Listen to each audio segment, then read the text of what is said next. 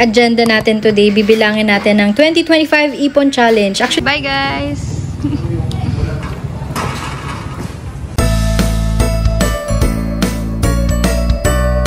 Welcome to Vlogmas Day 2! So, makakapag-upload tayo ng Day 1. Medyo may iksi lang, pero okay lang. Tatry ko lang naman ulit mag-vlog. So, I'm with Dad. What's up, guys? Natrack ko siya kagabi. Okay naman, accurate naman yung pwesto. Sabi ko, ba't hindi dun sa sinabi niya? Pero yun nga, sarado daw, kaya lumipat sila. Na-receive ko ng aking bonus! Charot. Pupunta kami ng Starbucks. Magpapaano tayo ng sticker. Dito lang kami mag-drive-thru sa may Maple Grove. Kasi tignan nyo, ang ganda-ganda talaga dito. Diba? I love Etibac. Okay na.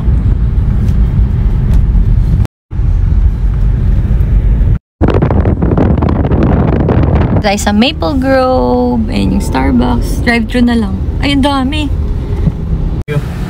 Yes. Saan po sila nagkakolect ng first? Sa card. Mga din kung ilan na. Yung mga may free drink ka. Ito na yung order namin. As usual, pink drink, coconut milk, then add pomegranate pearls. One is caramel macchiato with... Lagyan na naman. Oo nga. Pwede mo.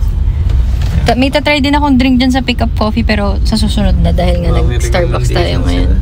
So this one naman is iced caramel macchiato, grande, sub oat milk, and then add vanilla cold foam on top. We have some matcha. Tatlong drink kasi nagko-collect kami ng stickers. Tapos yung isa doon, i-video ko for posting sa Facebook. Popost ako sa Facebook page, Facebook, Instagram, TikTok, and YouTube Reels. Lahat na pinagpo-postan ko.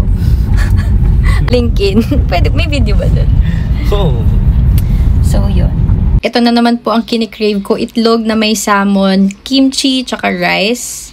Ito yung drink ko, matcha. Yung caramel macchiato, hindi ko naman yun iinumin. Tinase test ko lang. O yan, kain tayo while working. Gusto ko lang pala mag-work and nilabas ko na yung ulam namin for dinner. Pampano yan. Ipapa-prito na lang mamaya. And ito yung mga gift na nabili ko para sa Christmas party namin ng mga friends ko dito sa village. Pero baka i-blur ko kasi malay mo nanonood sila ng vlog, diba? So, nagayas lang siya ng ceiling fan. At ayan yung mga gamit na nilabas. At least naka-organize na, diba? Tapos yun yung blades ng ceiling fan. Kung ano itsura? Sa picture? Sige, wait. Nasundo na naman pala yung mga bata and magdi-dinner kami. So, meron tayong pampano. Napakasarap na isda. Tapos gawa ni Daddy na sausawan. Paano ito? Let's eat! Chilin.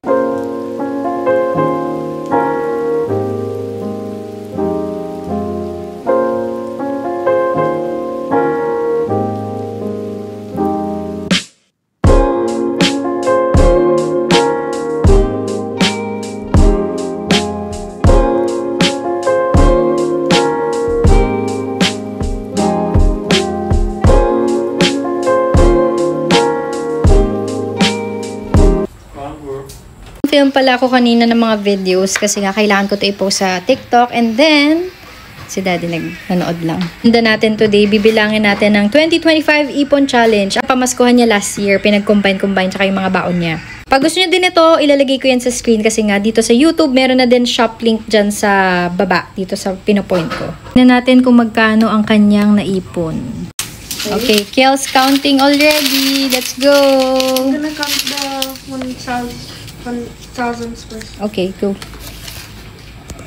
Give me. Daddy will help. Total count is 24,750 pesos. What can you say about your ipon? Kiel?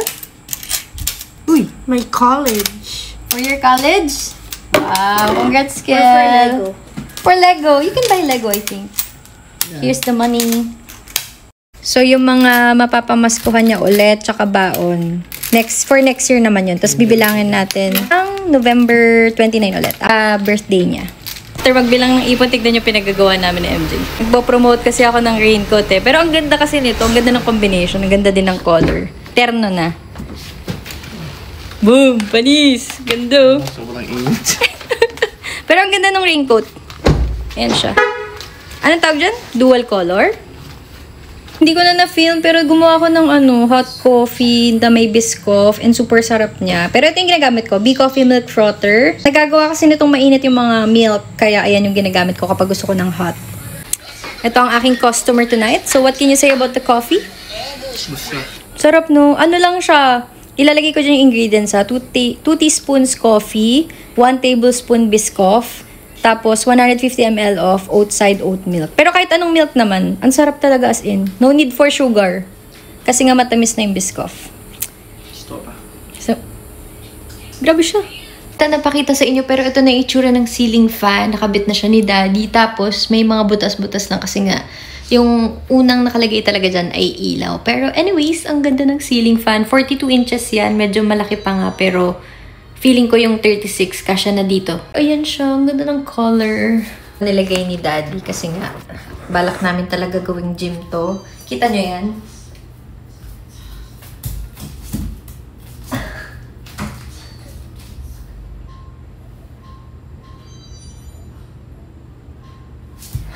Lambaras pala. Pero meron din naman kaming ganyan, oh. Napadoble kasi nga nakuha ko lang yan ng nakuha ko lang yan sa blind box. At hindi ko pa rin makita yung remote ng walking pad. Hindi tuloy ako makapaglakad-lakad. Ito na alam kung saan ko siya hanapin kasi itong buong taas namin pati baba, hinalubog ko na talaga. Pwera na lang kung aksidente kong naitapon. Yun lang talaga. Pero anyways, it's already 9:28 in the evening and ako po ay matutulog na. That's it for Vlogmas Day 2. So tingnan naman natin bukas kung ano ang agenda namin. Good night!